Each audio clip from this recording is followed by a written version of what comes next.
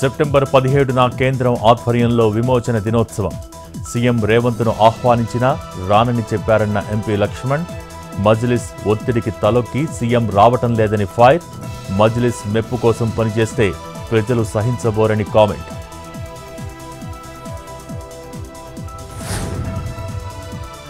MLA Arikepudi గాంధీపై మరో హత్యాయత్నం case నమోదు. కౌశిక్ రెడ్డి ఫిర్యాదుతో కేసు రికార్డు చేసిన గచ్చిబౌలి పోలీసులు. గాంధీతో పాటు ఆయన కుమారుడిపై కేసు.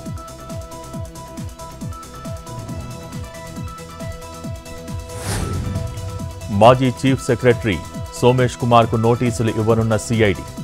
వాణిజ్య పన్నుల శాఖ కుంభకోణంలో సిఐడి దర్యాప్తు ముమ్మరం. 1400 కోట్ల స్కామ్ జరిగినట్టు గుర్తించిన అధికారులు.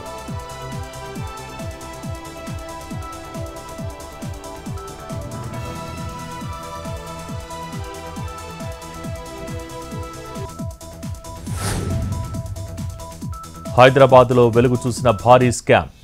అధిక రాబడులు ఆశ చూపి 700 కోట్లకు కుచ్చుటోపి. హైదరాబాద్లో 18,000 మంది బాధితులు. 3 రాష్ట్రాల్లో 50,000 మందిని చీట్ చేసిన డీకేజెడ్ నిర్వాహకులు.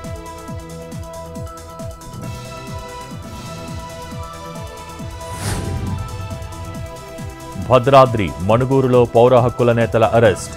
రఘునాథ్ పాలెం ఎన్కౌంటర్ ప్రాంత పరిశీలనకు వెళ్లిన నేతలు అడ్డుకుని అరెస్ట్ చేసిన పోలీసులు.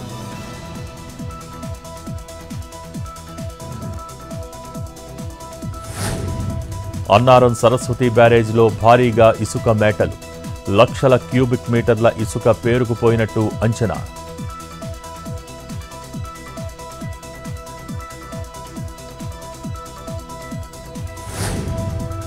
కోల్కతాలో కొనసాగుతున్న డాక్టర్ల ఆందోళన.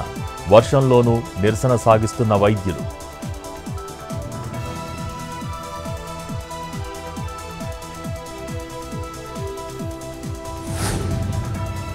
ఉత్తరప్రదేశ్ మొరాదాబాద్లో వర్ష భీభత్సం. వందలాది ఎకరాలలో చెరుకు, వరి పంటలకు నష్టం.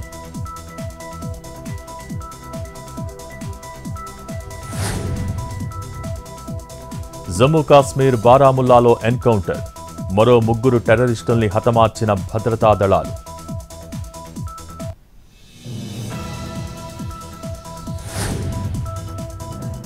గుజరాత్ గాంధీనగర్ జిల్లాలో గణేష్ నిమజ్జనంలో అపశృతి. నదిలో మునిగి 8 మంది మృతి.